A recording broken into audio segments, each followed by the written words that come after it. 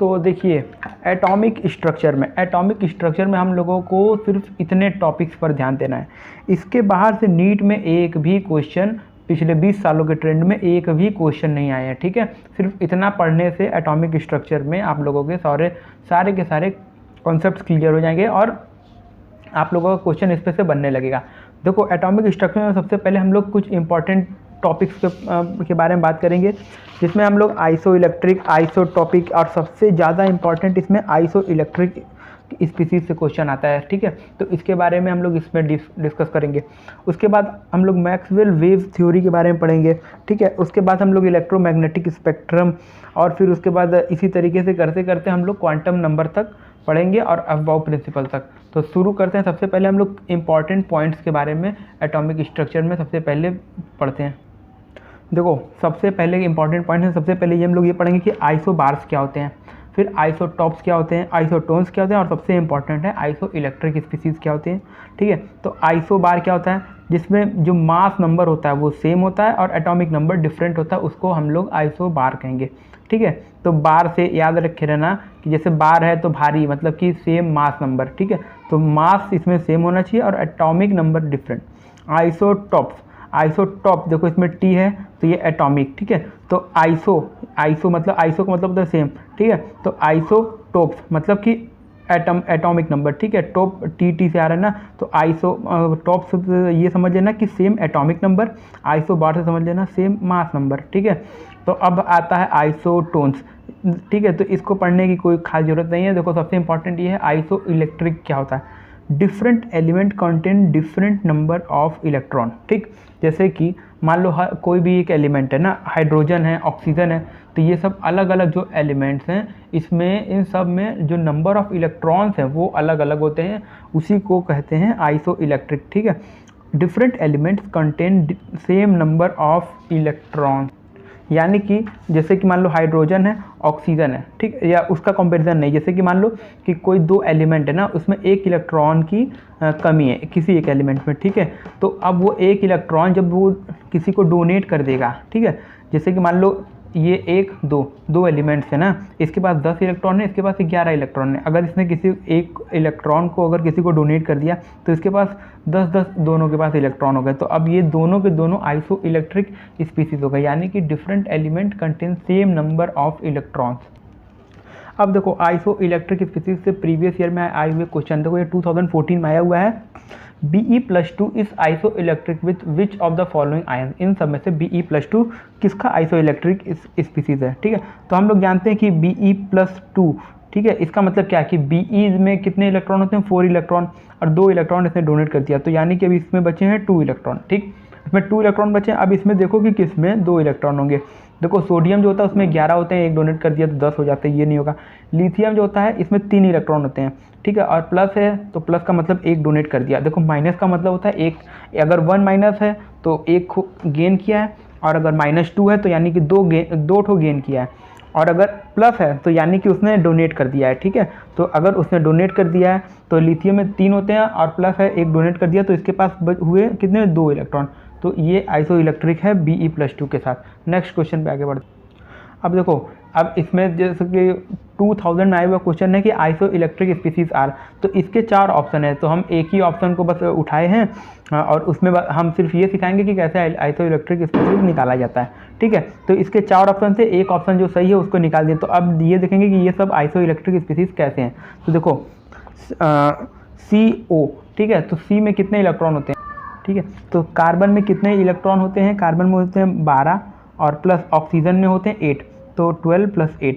अब कार्बन में यहाँ पे कितने होते हैं 12, और फिर उसका प्लस नाइट्रोजन में कितने होते हैं 7, और इसने एक को गेन किया है तो यहाँ पे कितने हो गए 1, ठीक है। अब इसी तरीके से इसका भी लिख देंगे, नाइट्रोजन में कितने होते हैं 7, फिर उसके बाद प्लस 8, यहाँ पे हो गया -1 क्योंकि एक इलेक्ट्रॉन इसने लूज़ कर दिया। कार्बन पे कितने होते हैं 12 और 12, और ये 2 है तो 24, और फिर उसके बाद -2। तो अब इन सब में से तो एक छोटी सी, जैसे कि 1 सेकंड गलती से मिस्टेक हो गया, कार्बन में कितने होते हैं 6 इलेक्ट्रॉन होते हैं, ठीक है। तो यहाँ पे भी 6, यहाँ पे भी 6, और यहाँ पे कितना हो जाएगा 12 हो जाएगा, ठीक है। तो ये हो गया। अब देखो 6 और 8 कितना हुआ, ये 14 हो गया। फिर इसके बाद यहाँ पे देखो 7 7, ठीक है 14। अब यहाँ पे कितना हुआ, यहाँ पे भी 14 हो गया और यहाँ पे भी 14 हो जाएगा, अरे यहाँ पे प्लस लगेगा, ठीक है। तो ये सब में देखो 14 इलेक्ट्रॉन है, तो ये सब के सब आइसो इलेक्ट्रिक स्पीसीज हो गए।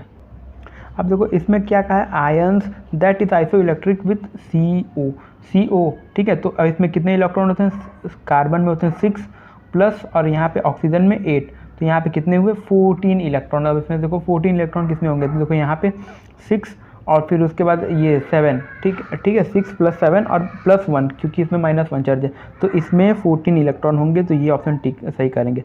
और नाइट्रोजन में देखेंगे तो नाइट्रोजन में हम लोग कितने होते हैं 14 - 1, तो इसमें 13 होते हैं, इसमें 16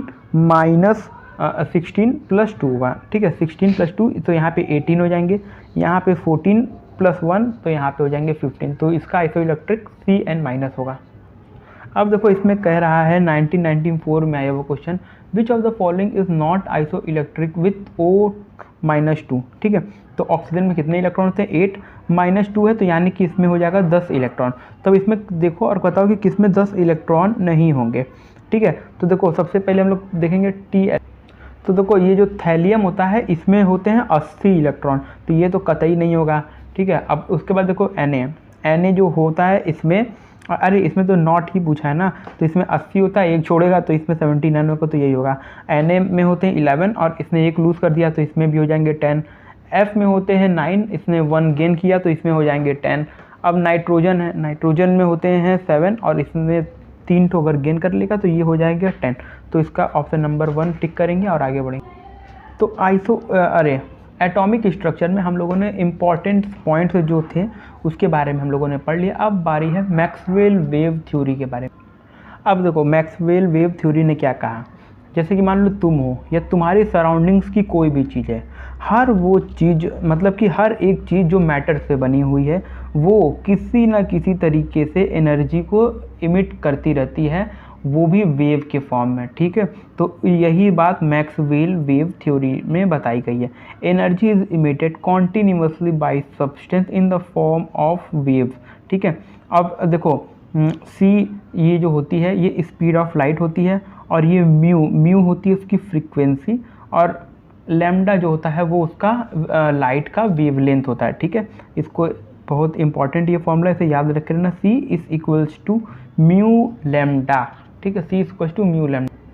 अब देखो क्वेश्चन में क्या करा है, वैल्यू ऑफ प्लैंक्स कांस्टेंट, ठीक है। प्लैंक्स कांस्टेंट की वैल्यू दी हुई यानी कि h की वैल्यू, स्पीड ऑफ लाइट यानी कि c की वैल्यू दी हुई है, और ध्यान से देखो इसमें नैनोमीटर पर सेकंड के टर्म में दिया हुआ है, ठीक है, मीटर पर सेकंड नहीं दिया है। Which value is closest to the wavelength in nanometer of a quantum of light with frequency इतना दिया हुआ है। तो अब ये देखो फ्रीक्वेंसी दिया हुआ है, ठीक है। इसमें देखो सीधे सीधे क्या पूछा कि इसमें वेवलेंथ पूछा हुआ है, इसमें फ्रीक्वेंसी दी हुई है और इसमें स्पीड ऑफ लाइट दी हुई है, इसका कोई मतलब ही नहीं है देने का, ठीक है। तो अब हम लोग इसको सॉल्व कैसे करेंगे, अब हम लोग ये देखो, तो देखो सबसे पहले हम लोग इसमें फॉर्मूला लिखेंगे C = μ, ये फॉर्मूला रखेंगे। इस फॉर्मूला का रखने के बाद अब देखो इसमें लैम्डा पूछा था, तो अब देखो लैम्डा = C/μ कर देंगे, ठीक है। लैम्डा = C/μ, अब इसमें C की वैल्यू इसमें पुट कर देंगे, लैम्डा की वैल्यू इसमें पुट कर देंगे, ठीक है। और इसमें देखो लैम्डा जो है वो जो मतलब कि जो स्पीड ऑफ लाइट दे दिया हुआ वो नैनोमीटर में दिया हुआ है, ठीक है। तो पहले अब इसको हम लोग काटेंगे, ठीक है। तो देखो ये इससे गया 2 बार में, ठीक है, और ये इधर गया और यहाँ पे 17 है तो 17 से यहाँ पे 2 बचा, ठीक है। तो यानी कि 100/2 यानी कि 50 नैनोमीटर पर, या सेकंड तो हट जाएगा, ठीक है। तो 50 नैनोमीटर आया। तो ये एक बार देख लो, इसकी फ्रीक्वेंसी जो है वो 50 नैनोमीटर आई और ये 2013 का क्वेश्चन है, याद रखे रहना। अब देखो ये भी बिल्कुल सेम क्वेश्चन है, ठीक है।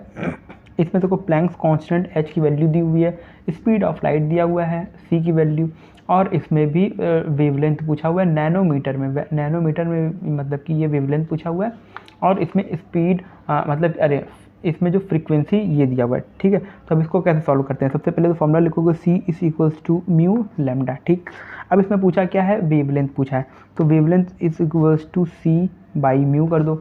अब C की वैल्यू इसमें क्या दी हुई है 3 × 10⁸ मीटर पर सेकेंड, ठीक है। और फिर उसके बाद इसमें फ्रीक्वेंसी कितना दिया हुआ है 8 इंटू 10⁻15, ठीक है। अब इसको सॉल्व करेंगे, और इसको सॉल्व कैसे करेंगे, देखो 10 ये 15 है, तो ये अगर ऊपर गया तो 8 माइनस 15, तो अब इसको जब सॉल्व करोगे तो मोटी मोटा मान लो कि 0.4, क्योंकि 3/8 का मतलब मान लो हो गया कि 0.4 इंटू 10⁻7, ठीक है, क्योंकि ये वो भी -7, ठीक है। अब देखो जैसे कि मान लो तुम्हारे पास कोई 100 ग्राम की चीज़ है, ठीक है, तुम्हारे पास कोई 100 ग्राम की चीज़ है, और अगर तुमसे बोला जाए कि इसको किलो के टर्म्स में बताओ कि तुम्हारे पास कितने ग्राम की चीज़ है, तो तुम क्या बताओगे। अगर मान लो तुम्हारे पास कोई 100 ग्राम की चीज़ है, और अगर तुमसे सामने वाला पूछे कि बताओ कि किलो के टर्म्स में तुम्हारे पास कितने वेट की चीज़ है, तो तुम क्या करोगे, 100 और इस इंटू, अब 1 किलो में कितने ग्राम्स होते हैं ना, तो तुम क्या करोगे, तुम 1000 से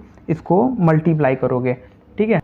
अरे सॉरी, यानी कि तुम इसको 1000 से, एक सेकंड दिख रहा है कि नहीं, हाँ, इसको तुम 1000 से डिवाइड करोगे और ये आ जाएगा 0.1, तो तुम सामने वाले से कहोगे मेरे पास 0.1 किलो की चीज़ है, ठीक है, 0.1 किलो की चीज़। अगर तुम्हारे पास कोई 100 ग्राम की चीज़ है, सामने वाला पूछे कि किलो के टर्म्स में बताओ कितना भारी चीज़ है, तो तुम बोलोगे कि ये मेरे पास 0.1 किलो का है, ठीक है। उसी तरीके से अब इसमें पूछा है कि नैनोमीटर में बताना है, तो अभी ये क्या आया है, ये आया है मीटर में, ठीक है, ये भी आया है मीटर में। अब नैनोमीटर में बताने के लिए हम लोग इसमें क्या करें, तो अब हम लोग यहाँ पे नैनोमीटर के टर्म्स में करने के लिए 10⁻⁹ से इसको हम लोग डिवाइड कर देंगे, ठीक, समझ गए। तो अब इसको हम लोग जब काटेंगे तो यहाँ पे आ जाएगा, अब -9 है तो ये ऊपर जाएगा तो 9 हो जाएगा, और 9 - 7 तो यहाँ पे आ जाएगा 2, तो यानी कि कहने का मतलब 0.4 इंटू 10⁻², यानी कि कहने का मतलब है आंसर आ गया 400 नैनोमीटर, ठीक है। तो अब इसमें से देखो ऑप्शन कौन सा है, देखो ये 4 इंटू 10⁻1, इसका मतलब ये कि 40, हाँ, तो देखो 0.4 इंटू 10⁻² का मतलब होता है कि 40 नैनोमीटर, ठीक है। तो यहाँ पे आ जाएगा 40 नैनोमीटर, इसको टिक करेंगे, आगे बढ़ेंगे। अब देखो इसमें एक छोटा सा और फॉर्मूला याद रखे रहना कि F = 1/T, यानी कि F जो है ये फ्रीक्वेंसी है, ये वो म्यू वाली फ्रीक्वेंसी है, इसको म्यू कहो या F कहो, ठीक है। तो फ्रीक्वेंसी = 1/T, टी का मतलब क्या होता है, टाइम पीरियड, ठीक है।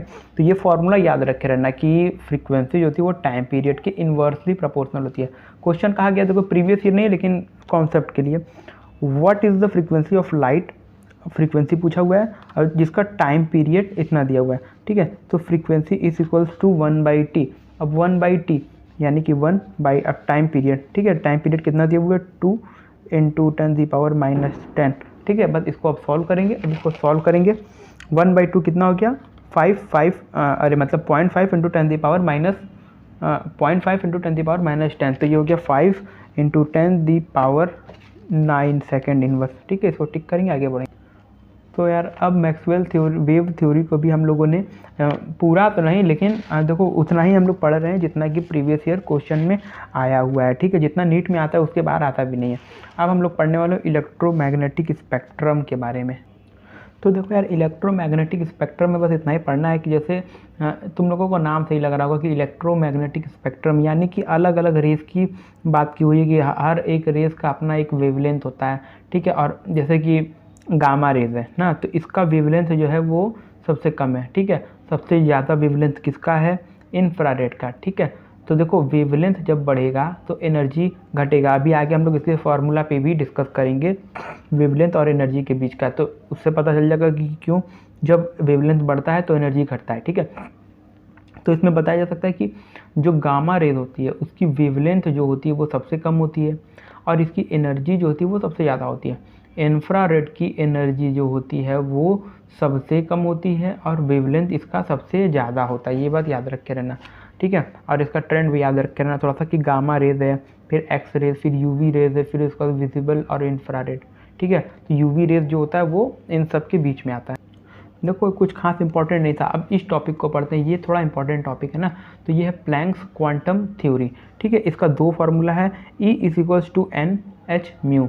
E जो होती है वो एनर्जी होती है, एनर्जी = N यानी कि number of moles, N H जो होता है ये इसका प्लैंक्स कांस्टेंट होता है, इसकी वैल्यू होती है, याद रख लेना, भूल मत जाना, 6.6 इंटू 10⁻34, ठीक है। और फिर उसके बाद ये म्यू जो होती है तो जानते हो फ्रीक्वेंसी, एक और फार्मूला होता है E is equals to NHC by lambda.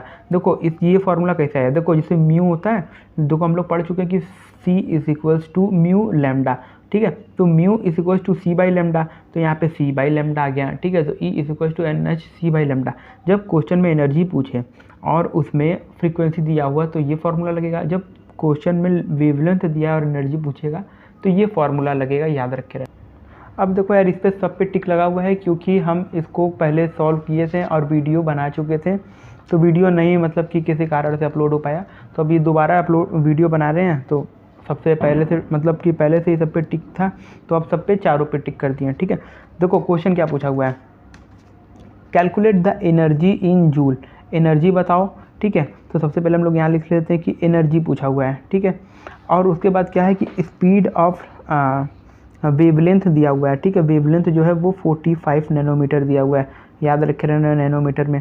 फिर उसके बाद H की वैल्यू दी हुई है और C की वैल्यू दी हुई है, तो एनर्जी पूछा है, तो हम लोग बस फार्मूला लगाएंगे E इस बस डायरेक्ट हम लोग फार्मूला लगाएंगे E is equal to HC by lambda. H की वैल्यू दी हुई है, C की वैल्यू दी हुई है, पुट करेंगे और फिर उसका वेवलेंथ की वैल्यू 45 नैनोमीटर है, तो इंटू 10⁻⁹ लगाएंगे। इसको सॉल्व करेंगे, सॉल्व करने के बाद हम लोगों का आंसर आएगा 4.42 इंटू 10⁻18, ठीक है। इसे खुद से सॉल्व करो, आगे बढ़ो। अब देखो इस क्वेश्चन में क्या कहा हुआ है, इस क्वेश्चन में कहा हुआ है 2013 में आया हुआ है, according to law of photochemical equivalence the energy absorbed, energy देखो energy absorb in erg per मोल, देखो क्या यूनिट दिया हुआ है, अर्ज पर मोल, ठीक है। तो देखो इस गिवन एज, देखो इस सब का वैल्यू दिया हुआ है, तो एनर्जी इसमें कहा हुआ है कि कितना अब्जॉर्ब करेगा। तो देखो इसमें देखो एक सेकंड, इसमें मतलब ये वाला टिक है, यानी कि इसका सही आंसर है, लेकिन हम इसका करने का तरीका बताने जा रहे हैं, ठीक है। तो देखो क्वेश्चन में क्या कहा हुआ है, एनर्जी जो है वो अर्ज पर मोल में है, ठीक है, अर्ज पर मोल में है। तो अब देखो सबसे पहले फार्मूला लगाओ E is equal to HC by lambda, ठीक है। अब देखो एनर्जी जो था अर्ज पर मोल में था, तो देखो यहाँ पे इसकी जो यूनिट है वो ये मतलब कि इसकी यूनिट नहीं होती है, लेकिन इसमें अर्ज दिया हुआ है, तो फिर अब हम लोग क्या करेंगे HC बाई लेमडा, तो यहाँ पे हम लोग क्या करेंगे Na से मल्टीप्लाई करेंगे, ठीक है। Na क्यों, क्योंकि देखो इसमें मोल इन्वर्स है, यानी कि पर मोल, ठीक है। तो इससे क्या हो जाएगा, अर्ज पर मोल आ जाएगा, ठीक है, एनर्जी में। तो यहाँ पे देखो 6.6 इंटू 10⁻, इस सब देखो करने का तुम लोगों को ऐसा तरीका आना चाहिए, क्वेश्चन को पकड़ में आना चाहिए कि क्वेश्चन दिया हुआ है तो इसमें हर एक चीज़ का किसी न किसी चीज़ का मतलब होता है, ठीक है। तो अर्ज पर मोल है, तो इसका समझ रहे हो कि मतलब कि देखो अर्ज यूनिट से तुम लोग पकड़ सकते हो, ठीक है। तो H की वैल्यू हो गई, C की वैल्यू हो गई और यहाँ पे Na की वैल्यू हो गई, Na की वैल्यू हो गई, ठीक है। तो ये मोल इन्वर्स हो गया, यानी कि पर मोल में इसका आंसर आ जाएगा। अब इसको सॉल्व करोगे, सॉल्व करने के बाद 1.196 इंटू 10⁸ बाई लेमडा आएगा। अब देखो इस क्वेश्चन में क्या कहा है, इसमें कहा हुआ है कि एनर्जी E1 E2 है और दोनों की वैल्यू दी हुई है, ठीक है, 25 और 50, ठीक, E1 E2 की वैल्यू दी हुई है। अब इसमें कहा हुआ है रिलेशन बताओ λ1 λ2 के बीच में, तो हम लोग जानते हैं E is equal to HC by lambda, यानी कि इस E जो होता है वो इन्वर्सली प्रोपोर्शनल होता है लेमडा के, E1 बाई E2, अब HC कॉमन है तो E1 by E2 is equal to λ2 by λ1, ठीक है। इस रिलेशन से E1 की वैल्यू दी हुई है 25, E2 की वैल्यू दी हुई है 50 और इस इक्वल टू λ2 बाई λ1, क्वेश्चन पूछा हुआ λ1 बाई λ2, इसको इससे काट देंगे 2 आ जाएगा।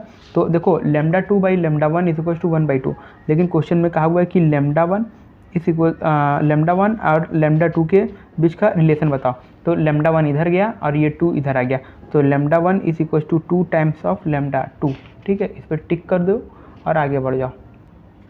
देखो अब क्वेश्चन में क्या कहा हुआ है, E की वैल्यू दी हुई है, ठीक है। अब इसमें क्या हुआ है कि वेवलेंथ पूछा हुआ है, ठीक है, H और C की भी वैल्यू दी हुई है, तो अब डायरेक्ट फॉर्मूला लगाओ is equal to HC by lambda, और लेमडा की वैल्यू पूछी हुई तो लेमडा इज इक्वल टू अब HC की वैल्यू पुट कर दो और बाई एनर्जी की वैल्यू पुट कर दो। अब इसको इससे काट दो, ये 3 से 3 कट गया, अब ये 10⁻⁹ है, ये ऊपर चला जाएगा, तो यहाँ पे हो जाएगा, ये यहाँ पे गया तो 10⁻19 हो गया, ठीक। तो अब ये 19 और 8 और 34 ये सब मिल के कितने हो जाएंगे। तो देखो यार हम जल्दी कर दे रहे हैं क्योंकि टाइम के कारण, क्योंकि क्रैश कोर्स से तुम लोग इसको आराम मतलब कि आराम से नहीं, तुम लोग खुद से सॉल्व करना। तो इसको सॉल्व करने के बाद आ जाएगा 6.6 इंटू 10⁻⁷। अब देखो इसमें क्वेश्चन में हर जगह नैनोमीटर दिया हुआ है, तो हम तुम लोग को पहले ही बता चुके हैं कि ये जो है मीटर में आया है ना, तो मीटर में आया, अब इसको नैनोमीटर में कन्वर्ट करने के लिए इसको क्या करेंगे, बट 10⁻⁹ से इसको डिवाइड कर देंगे। डिवाइड करने के बाद यहाँ पे आ जाएगा 6, मतलब कि देखो ये ऊपर चला गया तो यहाँ पे यानी कि मतलब कि 660 के अराउंड आ जाएगा, ठीक है। तो 656 नैनोमीटर इसको टिक करेंगे और आगे बढ़ेंगे। तो यार देखो क्वेश्चन में क्या पूछा हुआ है, क्वेश्चन में ये पूछा हुआ है कि the kinetic energy of the photo electron does not depends upon kinetic energy photo electrons kinetic energy of photo electrons की जो काइनेटिक एनर्जी वो इन सब में से किस पे डिपेंड नहीं करती है। तो देखो हम लोग पढ़ चुके हैं E=, जो दोनों फार्मूला था हम लोग पढ़ चुके थे। काइनेटिक एनर्जी उसको बराबर ही समझ लेना, ठीक है।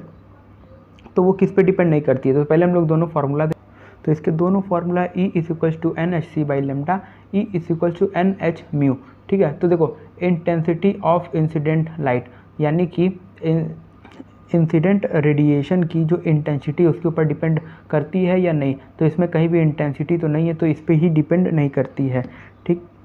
एक सेकेंड, हाँ। और नेक्स्ट अब देख लो फ्रीक्वेंसी, देखो फ्रीक्वेंसी पे डिपेंड करती है, ये रहेगा फ्रीक्वेंसी।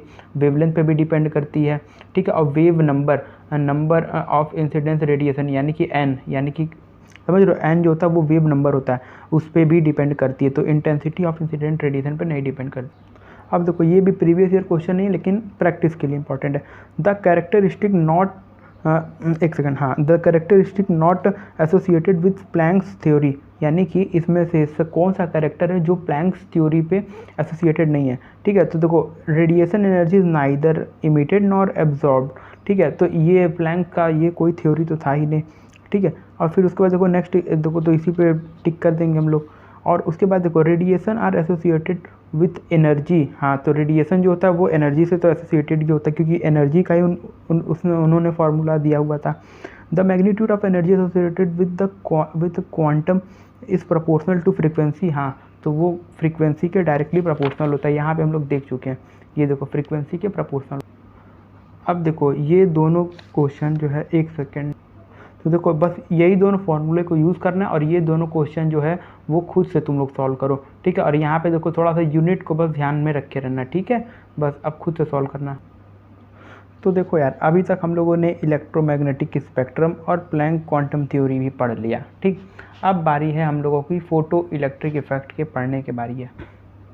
तो देखो फोटो इलेक्ट्रिक इफेक्ट में देखो इस टॉपिक में मतलब कि इस टॉपिक में जो क्वेश्चन है वो सिर्फ इन्हीं दो फार्मूले से आए हुए हैं, ठीक है। तो इसमें देखो थोड़ा बहुत बता देने कि इसमें हुआ क्या था कि इसमें देखो एक डिस्चार्ज ट्यूब एक्सपेरिमेंट किया गया था, ठीक है। उसमें मतलब लाइट डाला गया मेटल सरफेस पे और उससे इलेक्ट्रॉन जब निकलता है तो उस वैक्यूम चैम्बर में जो होता है लाइट प्रोड्यूस होता है। तो वो लाइट प्रोड्यूस किससे होता है, तो वो इलेक्ट्रॉन के मूवमेंट के कारण होता है, ठीक है। तो इसी सब पे एक्सपेरिमेंट किए गए हैं। तो अब उतना ज़्यादा उसमें पढ़ने का कोई फ़ायदा है नहीं, तो बस इतना इसी से क्वेश्चन ही आए हुए हैं। हम प्रीवियस ईयर सॉल्व कराएंगे, देख लेना, इसके बाहर से कहीं क्वेश्चन आया हुआ ही नहीं है, तो उसको पढ़ने का कोई मतलब नहीं है। उस वाले टॉपिक को तुम लोग फिजिक्स में पढ़ लेना, ठीक है। फिजिक्स में हम अच्छे से पढ़ाए भी हैं। तो देखो एक्चुअल फोटो इलेक्ट्रिक इफेक्ट में हम लोग को पढ़ना क्या है। देखो जैसे कि मान लो ये एक मेटल प्लेट है, यहाँ पे हम लोगों ने इस पर लाइट डाला और अब क्या हुआ कि इससे एक इलेक्ट्रॉन निकल गया, ठीक है।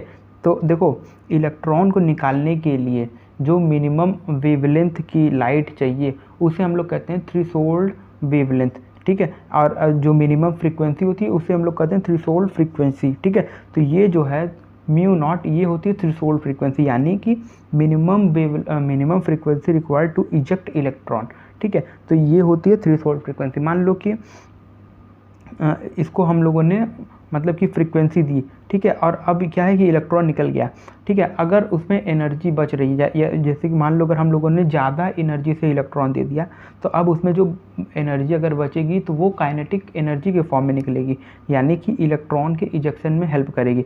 जैसे कि मान लो ये एक लड़का था, इसको उठाने के लिए उठाने के लिए 1 लात मारना पड़ता था, ठीक है। अब इसके पापा हैं, इसको 2 लात मारे, तो 1 लात से वो उठा, दूसरे लात से वो दौड़ के भाग गया, ठीक है, कुछ इस तरीके से। और अगर वेवलेंथ के टर्म्स में हो जाएगा तो फिर यहाँ पे hc/λ0 और फिर उसके बाद यहाँ पे जो एनर्जी का फॉर्मूला बैठे, ठीक है। यानी कि कहने का मतलब है कि देखो ये लाइट है, इसकी जो फ्रीक्वेंसी है वो ये वाली फ्रीक्वेंसी है, ठीक है। निकलने में जितनी मिनिमम फ्रीक्वेंसी चाहिए वो ये वाली फ्रीक्वेंसी है, और अगर निकला और अगर फिर भी अभी भी एनर्जी एक्सिस में, तो वो अब उसको भगाने के काम करेगा, तो वो ये एनर्जी का फॉर्मूला है 12mv²।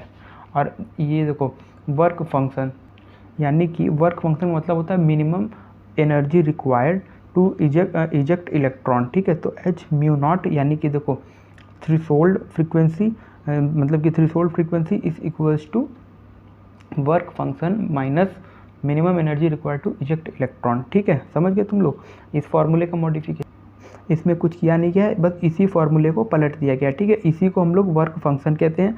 और ये जो है यानी कि देखो ये जो h/μ0 है ना, इसी को वर्क फंक्शन बोलते हैं, यही लिखा गया है। और वर्क फंक्शन को ही कहते हैं minimum energy required to eject electron, ठीक है। एक बार फिर समझा दे रहे हैं कि एक मेटल है, उस पर लाइट को रेडिएट किया गया, तो जो रेडिएशन की जो फ्रीक्वेंसी होगी वो इसकी वजह से यहाँ पे रखी गई है h/μ।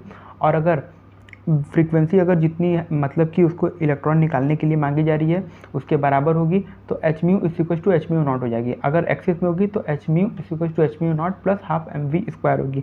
ये क्यों होगी? क्योंकि वो एनर्जी इलेक्ट्रॉन निकलेगा तो कुछ काइनेटिक एनर्जी से, तो उसकी काइनेटिक एनर्जी होगी 12mv² से।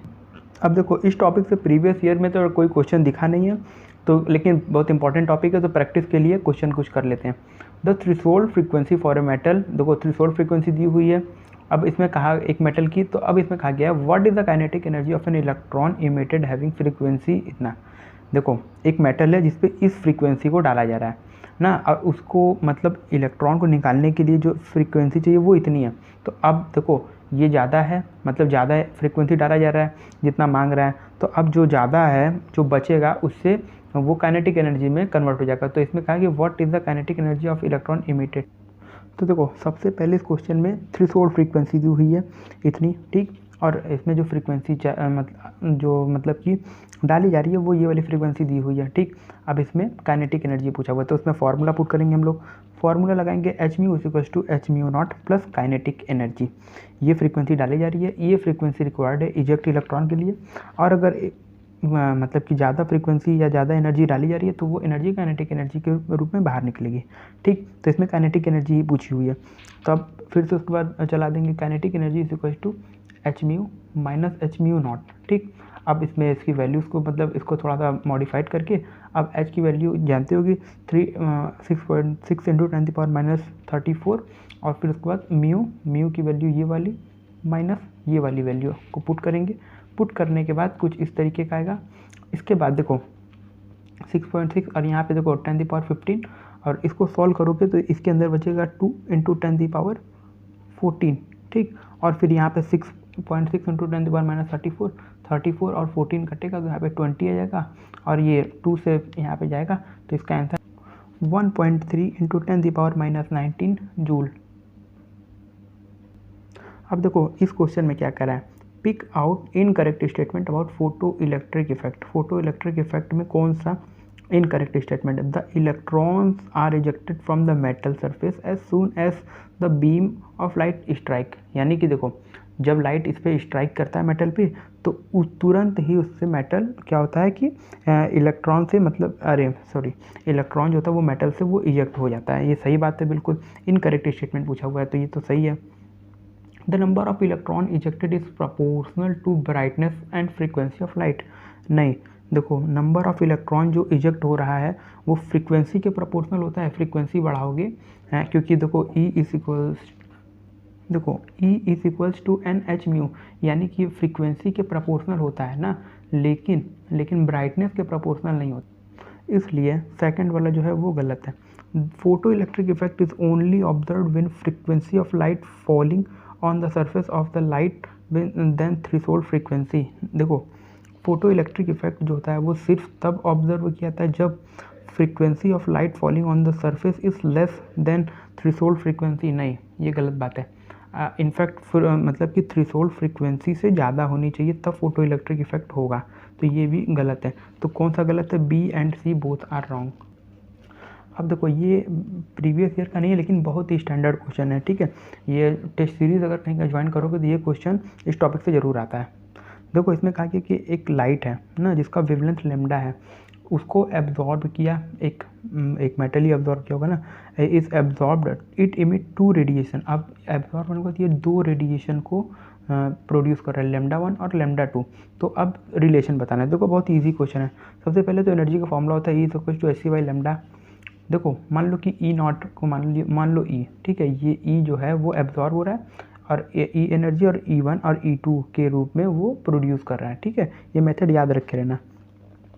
अब देखो होगा क्या कि E का फॉर्मूला आप इसमें पुट कर दो, तो अब तो पुट करने के बाद कुछ इस तरीके से होगा hc/λ=hc/λ1 प्लस λ2, और इसके बाद hc कट जाएगा। अब लैम्डा का रिलेशन, तो कट्टम कुट्टा खिलने के बाद λ=1/λ1 λ2 इन दोनों कैल्शियम लोगे तो यहाँ पे इस तरीके से कुछ आएगा। तो फिर अब उसके बाद लैम्डा 1/λ था, अब लैम्डा में करोगे तो λ1 λ2/λ1 प्लस λ2 आ जाएगा। अब इसको करने के बाद ऑप्शन इसका ये टिक करो, आगे बढ़ जाओ। तो देखो देखते देखते हम लोगों ने फोटो इलेक्ट्रिक इफेक्ट की भी हत्या कर दी। अब बारी है एब्जॉर्प्शन स्पेक्ट्रम के बारे में। देखो एब्जॉर्प्शन स्पेक्ट्रम कुछ नहीं है ना। देखो जो मतलब कि अगर लाइट है ना, जैसे कि देखो ये ऑर्बिट्स है ना, जैसे कि मान लो ये n=1 है, ये 2 है, ये 3 है, ये 4 है, यानी कि ये 4 तो ऑर्बिट्स हैं, ठीक। ये 4 ऑर्बिट हैं। अगर कोई लाइट इन्फिनिटी से या यहाँ से आकर के यहाँ पे, या इन्फिनिटी से अगर आकर के यहाँ पे गिर रहा, एक सेकंड नहीं दिख रहा है क्या? हाँ देखो, अगर कोई लाइट इन्फिनिटी से या फोर्थ से, थर्ड से, सेकंड से अगर आकर के फर्स्ट सेल में गिर रहा है तो वो हो जाता है लाइमन सीरीज, ठीक। अगर इन्फिनिटी से आकर के यहाँ पे गिरे या कहीं से भी अगर आकर के सेकंड में गिर रहा है तो उसको हम लोग कहते हैं बाल्मर। और सेम इसी तरीके से अगर कहीं से भी आकर के थर्ड में गिर रहा है तो वो हो जाता है पास्चर, और इसी तरीके से ब्रैकेट होता है, ठीक। ये 4 ठो होते हैं। देखो एक लाइमन n=1 होता है, ठीक है। और देखो ये जो सेकंड वाला है ना, इसको n=2 मतलब सेकंड सेल, सेकंड ऑर्बिट भी बोलते हैं, इसको first line of Lyman series भी बोलते हैं, ठीक है। यानी कि बामर सीरीज को first line of Lyman series भी बोलते हैं, ठीक है। और जो पास्चर होता है उसको second line of Lyman series भी बोल सकते हैं। कहने का मतलब समझ रहे हो? देखो लाइट अगर कहीं से भी आके फर्स्ट में गिरे तो वो लाइमन होती है, कहीं से भी आकर सेकंड में गिरे तो वो बामर होती है, ठीक। लाइमन को और देखो बामर सीरीज़ को first line of Lyman series भी बोलते हैं, पास्चर को second line of Lyman series भी बोलते हैं, या फर्स्ट लाइन ऑफ बामर सीरीज़ भी बोलते हैं। इसको समझ गए तुम लोग? तो देखो लाइमन, बामर, पास्चर, ब्रैकेट। देखो n1 का मतलब होता है जहाँ पे रेडिएशन आके गिरती है, तो फर्स्ट अगर ऑर्बिट में गिरती है तो लाइमन, और वो कहीं से भी आ सकती है। n2 का मतलब जहाँ से आ रही है। और जो देखो लाइमन सीरीज जो होती है उनकी जो स्पेक्ट्रल रीजन जो होती है वो अल्ट्रा वायलेट होती है। बामर वाले की क्या होती है? विजिबल। पास्चर वाले की इंफ्रारेड, और ब्रैकेट वाले की इंफ्रारेड। इसका एक ट्रिक होता है कि UVII, ठीक है, UVII याद रख करना। UV हो गया UV, ठीक है, UVII, ठीक है। U से हो गया अल्ट्रा वायलेट, V से हो गया विजिबल, इंफ्रारेड। अब देखो ये क्वेश्चन प्रीवियस ईयर में आया हुआ नहीं है, लेकिन कॉन्सेप्ट के लिए बहुत इंपॉर्टेंट है। Visible region is lie in, visible region किस में होता है? तो विजिबल रीजन जो होता है हम लोग पढ़ चुके हैं ट्रिक UVII, ठीक। तो लाइमन, एक सेकंड, हाँ UVII, तो ये होता है लाइमन, ये होता है बामर, ठीक है। तो बामर में होता है विजिबल रीजन। एक और क्वेश्चन देख, इसमें कहा हुआ है second line of Lyman series is, Lyman series की जो सेकंड लाइन होती है वो कौन सी होती है? तो हम लोग पढ़ चुके हैं कि लाइमन सीरीज़ की जो फर्स्ट लाइन होती है, first line of Lyman series वो होती है बामर, और सेकंड लाइन जो होती है वो होती है पास्चर, ठीक है। तो वो इसको फर्स्ट सेकंड लाइन भी बोला जाता है, और इसको second excited state of Lyman series भी बोला जा सकता है। अब देखो रेडबर्ग फार्मूला तुम लोगों को याद होना चाहिए। रेडबर्ग फार्मूला क्या होता है?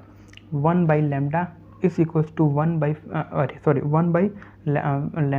मतलब wavelength, 1/λ is equals to mu, यानी कि frequency is equals to R. R जो होता है वो रेडबर्ग कांस्टेंट होता है, ठीक। और फिर उसके बाद ब्रैकेट में 1/n1 square minus 1/n2 square, और फिर यहाँ पे z का स्क्वायर। अब इन सब का वैल्यू देखो, तो देखो इस फॉर्मूले में r की जो वैल्यू होती है वो 10⁻7 होती है। n1 कहाँ होता है? जहाँ पे इलेक्ट्रॉन जाकर के गिरती है वो होती है n1। n2 जहाँ से इलेक्ट्रॉन आया हो। z जो होती है वो उसकी एटॉमिक नंबर होती है। मेजोरिटी में हाइड्रोजन का बात किया होता है तो इसको हम लोग 1 रखते हैं, ठीक है। तो ठीक है, तो अब इसके ऊपर कुछ क्वेश्चन। अब देखो 1996 में वो ये क्वेश्चन क्या कह रहा है, ये क्वेश्चन कह रहा है what will be the longest wavelength line in बामर series of spectrum. बामर series में लॉन्गेस्ट वेवलेंथ किसकी होगी। अब देखो जैसे कि मान लो ये फर्स्ट वाला ऑर्बिट है, तो ये लाइमन हो गया, हम लिख दे रहे हैं यहाँ पे, ये लाइमन है, ये बामर है, ये पास्चर है, ठीक है, अब वो ब्रैकेट है, ठीक है। अब इसमें कहा हुआ है लॉन्गेस्ट वेवलेंथ इन बामर सीरीज। तो देखो हम लोग जानते हैं कि लॉन्गेस्ट वेवलेंथ का क्या मतलब होता है कि उसकी जो एनर्जी होगी वो होगी सबसे मिनिमम, ठीक है। सबसे ज़्यादा लॉन्गेस्ट वेवलेंथ तब होता है जब उसकी एनर्जी जो होती है वो मिनिमम होती है। एनर्जी मिनिमम कब, तो कहने का मतलब ये है कि देखो जैसे ये बामर सीरीज़ है ना, तो लाइट कहीं से भी आ करके इसका मतलब है कि इसमें गिरनी चाहिए। तो अब किस कंडीशन में बामर में आकर के गिरे लेकिन उसकी जो वेवलेंथ है वो लॉन्गेस्ट होनी चाहिए, तो एनर्जी मिनिमम होनी चाहिए, यानी कि जो मतलब कि ऑर्बिट का जो डिफरेंस होता है ना डेल्टा एन, वो कम होना चाहिए, समझ गए, वो कम होना चाहिए। तो सेकंड में जब गिरेगा तो अगर 4 से 2 में गिरा, 4 से 2 में गिरा तो डिफरेंस 2 हुआ, 3 से 2 में गिरा तो डिफरेंस 1 हुआ, समझ रहे हो तुम लोग। तो यानी कि जो वेवलेंथ होगी वो 3 n इक्वल्स टू मतलब 3 से लेकर के 2 में जाएगी, समझ के तुम लोग। यानी कि n1 की वैल्यू जो होगी, n1 जहाँ पे आ करके गिरता है तो वो 2 हो गई, और n2 की वैल्यू जो होगी वो होगी 3, समझ। तो देखो अब इसमें फार्मूला पुट करेंगे, फार्मूला पुट करके वैल्यू पुट कर देंगे। यहाँ पे हो गया r और ये हो गया 1/n1 स्क्वायर। n1 की वैल्यू देखो जहाँ पे इलेक्ट्रॉन आके गिरा है, और ये n2 की स्क्वायर, 3 की स्क्वायर, ठीक है। तो अब इसको सॉल्व करेंगे, r की वैल्यू 10⁻7 रख देंगे, और इसको सॉल्व करने के बाद 36/5 आएगा। अब क्यों है कि 1/λ था, तो अब लैम्डा इज इक्वल्स टू करने के लिए जब इसको पलटेंगे तो ये इससे 7 टाइम्स में लगभग कटेगा, ठीक है, 7 या 6 ऐसा कुछ टाइम्स में, 7 टाइम्स में कटेगा, और फिर उसके बाद 7 × 7 मीटर आएगा। अब देखो क्वेश्चन में क्या है, नैनोमीटर में दिया हुआ है, ठीक है, क्वेश्चन में नैनोमीटर में है, तो अब इसको नैनोमीटर बदलने के लिए हम लोग पढ़ चुके हैं, 10⁻9 से डिवाइड कर देंगे, डिवाइड करेंगे। तो अब जब इसको देखो पलटेंगे तो यहाँ पे 7 × 10⁻7 आएगा, और फिर उसके बाद नैनोमीटर में बदलने के लिए डिवाइड करेंगे, और 700 इसका आंसर आ जाएगा। तो देखो 700 दिया ही हुआ नहीं है, तो अब देखो एक सेकंड, गलती से दूसरे सॉल्यूशन में छलांग मार दिए। तो देखो 700 नैनोमीटर से मिलता जुलता है कहीं, तो ये कोई 656 है, तो इसी को टिक कर दो, क्योंकि r की वैल्यू जो होती है वो 10⁻7 से थोड़ा ज़्यादा होती है। तो जब थोड़ा ज़्यादा होगा तो थोड़ा और ज़्यादा इसको कम करेगा, तो थोड़ा और कम करेगा तो इतना आ जाएगा।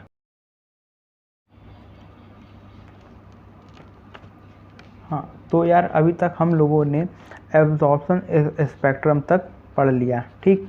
अब हम लोगों को पढ़ना है बोहर मॉडल ऑफ एटम के बारे में। इसमें हम लोग पढ़ेंगे angular momentum, radius, velocity, energy, इन सब का फॉर्मूला, और बोहर मॉडल के बारे में हम लोग कुछ पढ़ेंगे। तो देखो बोहर मॉडल ऑफ एटम में हम लोगों को पढ़ना है एंगुलर मोमेंटम, इलेक्ट्रॉन का, रेडियस और एनर्जी और वेलोसिटी का फॉर्मूला पढ़ना है। देखो एंगुलर मोमेंटम mvr, m मास होता है, और v वेलोसिटी, r उसका जो जिस रेडियस में वो घूमेगा, ठीक है, is equals to nh/2π। n नंबर जितने भी सर्कल या हाँ जितने भी सर्कल होगा, जितने भी सर्कल मतलब कि अगर एक टर्न है तो 1, जितने भी नंबर ऑफ टर्न होता है, ठीक है। h तो तुम लोग को पता ही है, प्लैंक्स कांस्टेंट, ठीक है। तो mvr is equals to nh/2π, ठीक है। और यहाँ पे देखो mv जो होता है, ये जैसे देखो एक फॉर्म होता है फॉर्मूला p, मतलब कि momentum is equals to mv होता है, ठीक है। तो यहाँ पे कई बार pr is equals to nh/2π भी होता है, या कई बार ऐसे भी लिखा होता है p is equals to nh/2πr, ठीक है। तो और अगला देखते हैं फॉर्मूला हम लोग, रेडियस का फॉर्मूला होता है rn is equals to 52.9 n²/z। देखो याद रखे रहना, n²/z है, ठीक है, और ये पिकोमीटर में होता है। नैनोमीटर में क्या हो जाएगा, देखो पिकोमीटर है और नैनोमीटर है, तो पिकोमीटर से अगर नैनोमीटर में अगर कन्वर्जन जो होता है तो उसमें क्या होता है कि मतलब 10⁻³ से मल्टीप्लाई हो जाता है, तो ये नैनोमीटर आ जाता है। देखो बाकी सब चीज़ सेम है, बस यहाँ पे 0.053 और यहाँ पे 52.9 था, ठीक है। और देखो एनर्जी का क्या फॉर्मूला होता है, En इज इक्वल्स टू, मतलब कि एनर्जी मतलब अगर नंबर ऑफ मतलब n सेल्स की nth सेल की एनर्जी जो होती है वो होती है -13.6 n z² n। देखो रेडियस वाले में n² z था, एनर्जी में क्या होगा, Z square by n square, ठीक है। ये कन्फ्यूज़न बहुत करता है एग्जाम के, उसमें ना इंसान भूल जाता है, तो याद रखे रहना। सबसे पहले रेडियस है, फिर एनर्जी है, फिर वेलोसिटी है। सबसे पहले क्या था, एन स्क्वायर बाई जेड, ठीक है। फिर उसके बाद क्या है, पलट गया, Z square by n square हो गया। वेलोसिटी में क्या था, जेड और एन बचा, ठीक है। कोई स्क्वायर नहीं रहेगा वेलोसिटी में, याद रखे रहना, क्योंकि ये इंसान भूल जाता है। और उसके बाद वेलोसिटी का भी फार्मूला देख लो, 2.18 into 10⁸ Z by n centimetre per second में। मीटर पर सेकंड बदलने के लिए इसे 10⁻⁻² से मल्टीप्लाई हो जाएगा। और एक ये चीज़ याद रखना, पोटेंशियल एनर्जी जो होता है वो काइनेटिक एनर्जी का डबल होता है। काइनेटिक एनर्जी जो होता है वो टोटल एनर्जी का निगेटिव होता है। ये दो रिजल्ट याद होने चाहिए, ये बहुत इंपॉर्टेंट, मतलब ये वाला जो जितना भी चीज़ है ये सबसे ज़्यादा इंपॉर्टेंट है। अधिकांश क्वेश्चन इधर ही से आ जाता है। अब देखते हैं इस पर क्वेश्चन। अब देखो ये एक बहुत ही इंपॉर्टेंट पॉइंट है ना, Bohr model is valid for single electron species. Bohr ने अपना जो भी मतलब कि मॉडल दिया उसमें सिर्फ और सिर्फ सिंगल इलेक्ट्रॉन स्पीसीज के ही बारे में बताया। अब देखो 2013 में आया हुआ ये क्वेश्चन क्या कर रहा है, based on equation E is equals to, ये दिया हुआ है, सर्टेन कंक्लूजन आर रिटन, मतलब इस इक्वेशन के बेस पर कुछ कंक्लूजन दिया हुआ है और उसमें बताया कि कौन सा सही नहीं है, ठीक है। तो देखो, equation can be use to calculate the change in energy when electron change orbit, ठीक है। यानी कि ऑर्बिट चेंज, यानी कि एन अगर चेंज होगा तो उसकी एनर्जी में भी चेंज होगा, ये हम इस इक्वेशन से कैलकुलेट कर सकते हैं। इसमें ये लिखा गया, तो बिल्कुल सही बात है।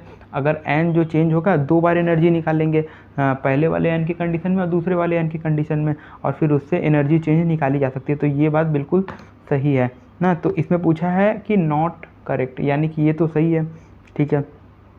अब उसमें कहा गया कि n इज इक्वल्स टू 1, यानी कि n is equals to 1, the electron has a more negative energy than it does for n is equals to 6, ठीक है, which means that the electron is more loosely bonded in the smallest allowed orbit. इसमें कह रहा है कि अगर n is equals to 1 होगा ना, तो उसकी वैल्यू और ज़्यादा निगेटिव होगा एज़ कंपेरिजन टू 6, यानी कि अगर 6 यहाँ पे होगा तो यहाँ पे उतना निगेटिव नहीं होगा। देखो ये क्या है कि नीचे की तरफ है, ठीक है। तो अगर नीचे है तो अगर n 1 है ना, जैसे कि मान लो 100 है, 100 के नीचे अगर 1 है तो वो 100 हो जाएगा, और अगर 100 के नीचे 6 आ जाएगा तो वो और कम हो जाएगा ना। तो फिर सही बात है कि, और जैसे निगेटिव है तो ये मोर निगेटिव होगा, तो इतना सही है। तो फिर उसके बाद कहा electron is more loosely bonded in the smallest allowed orbit, नहीं, तो इसका मतलब ये नहीं है, इसका मतलब ये नहीं है कि मोर लूजली बॉन्डेड हो जाएगा, ठीक है, इन स्मॉलेस्ट। मोर निगेटिव का मतलब ही यही है कि जो इलेक्ट्रॉन है वो और ज़्यादा टाइटली बॉन्डेड रहेगा स्मॉलेस्ट ऑर्बिट में। अब जैसे ऑर्बिट के मतलब कि ऑर्बिट के जितना पास से इलेक्ट्रॉन निकालना उतना ज़्यादा कठिन होता है, क्योंकि वो उतना ज़्यादा उससे टाइटली बॉन्डेड होता है। तो इसका ऑप्शन नंबर ये जो 2 है यही नॉट करेक्ट है, ठीक है। और बाकी सब भी एक बार देख लेते हैं।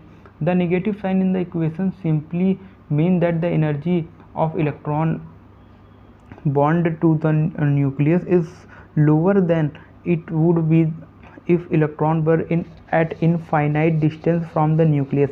तो ये बात भी बिल्कुल सही है यार, कि उसका मतलब ही यही होता है नेगेटिव साइंस का, कि नेगेटिव साइन का कि वो न्यूक्लियस से कि उसका एनर्जी जो है वो कम होता है, ठीक है।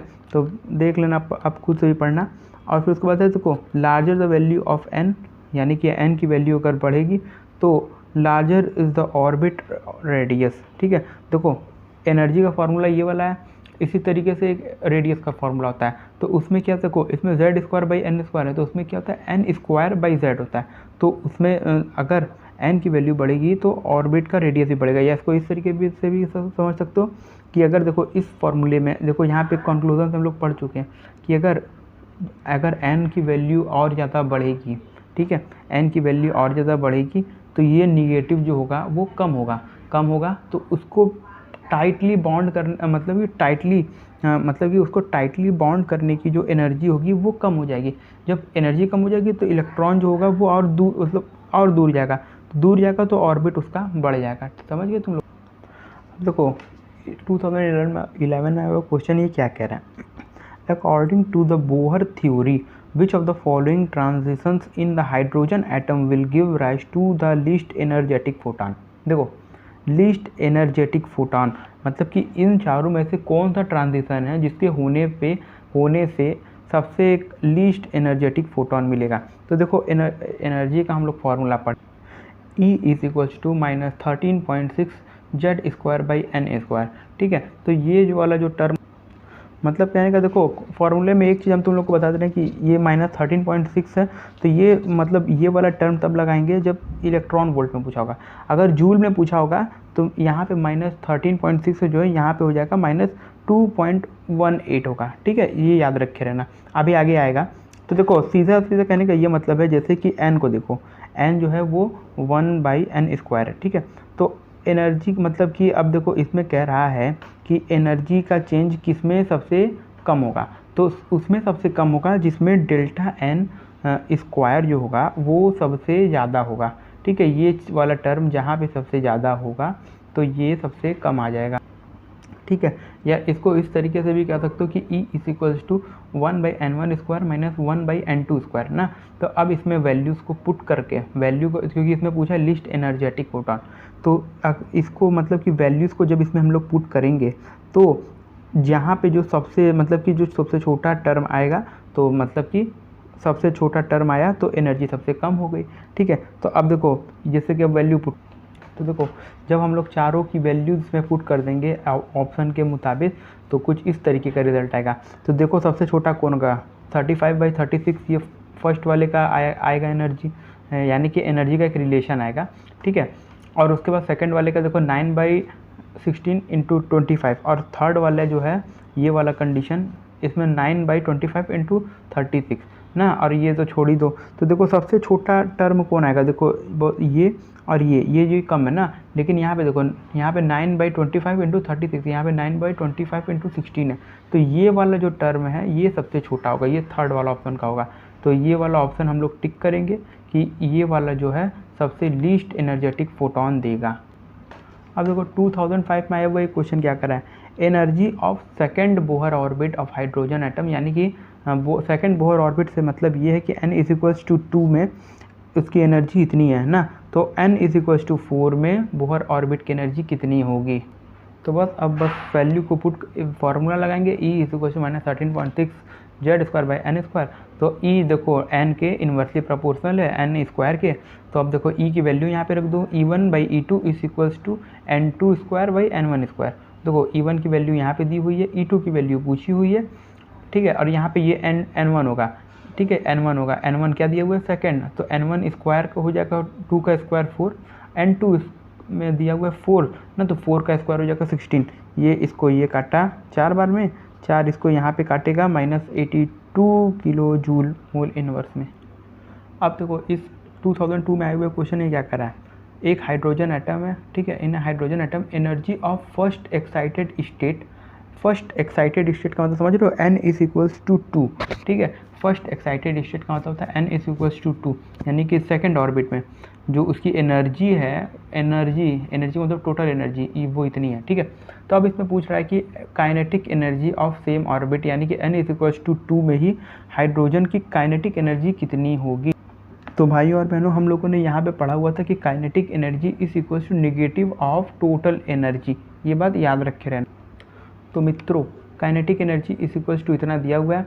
अब total energy negative of kinetic energy, negative of kinetic energy की वैल्यू कितनी आएगी, -3.4 इलेक्ट्रॉन वोल्ट। एक सेकंड, हाँ ठीक है, और यहाँ पे वैल्यू को पुट करो, नेगेटिव से नेगेटिव 3.4 आ जाएगा प्लस में, इसको टिक करेंगे, आगे बढ़ेंगे। देखो पढ़ते पढ़ते हम लोगों ने इस क्वेश्चन को कवर नहीं किया, लेकिन ये क्वेश्चन को याद रखे रहना।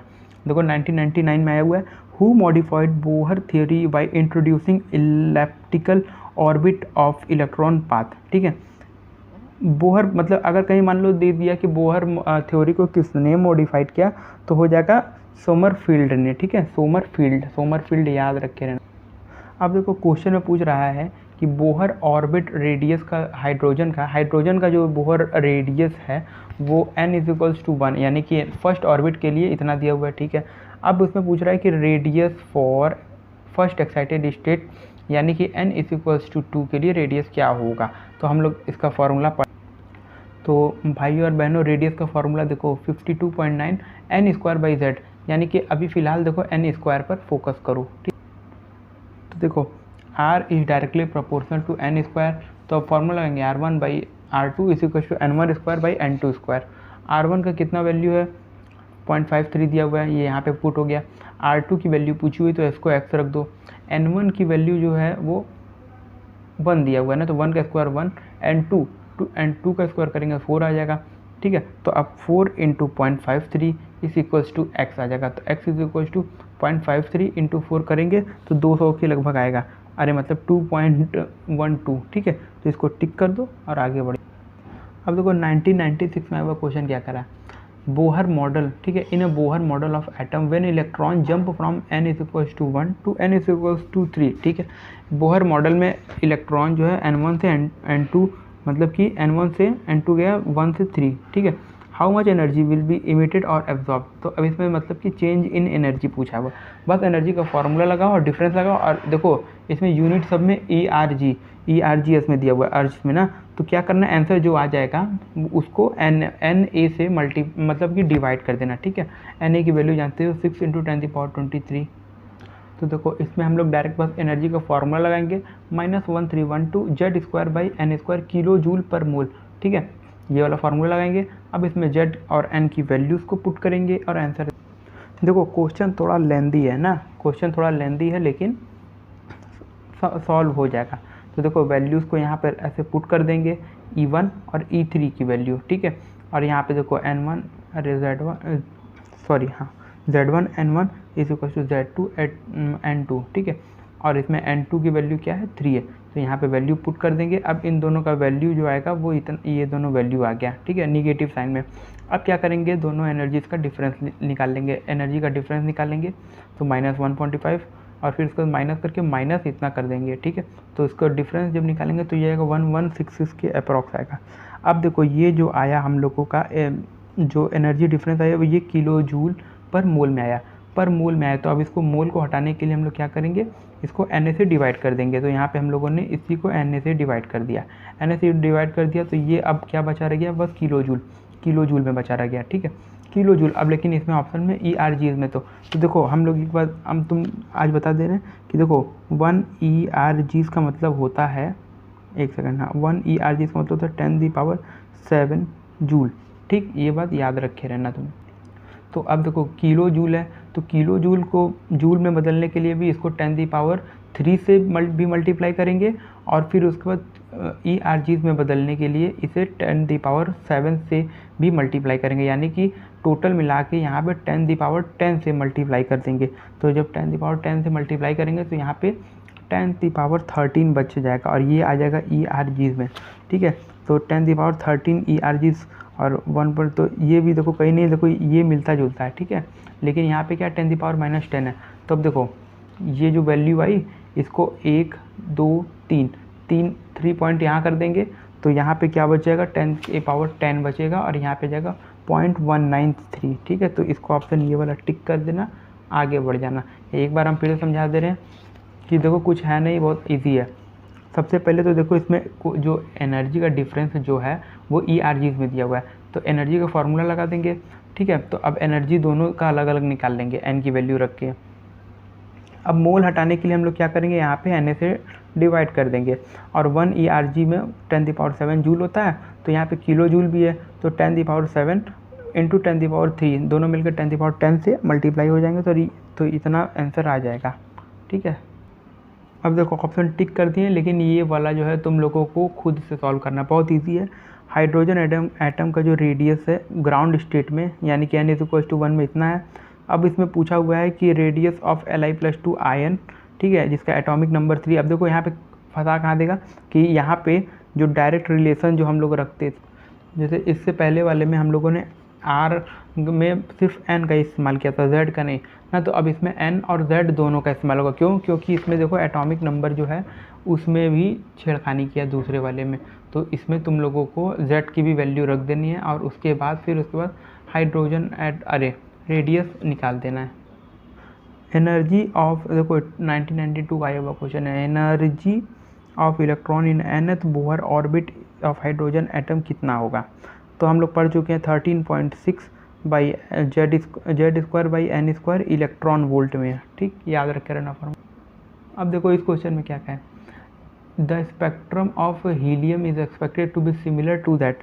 देखो हीलियम जो होता है कोई भी चीज़, मतलब देखो बोहर ऑर्बिट, मतलब कि बोहर मॉडल में सब, मतलब कि अगर इलेक्ट्रॉन्स का नंबर सेम होना चाहिए तभी वो किसी के सिमिलर होगा।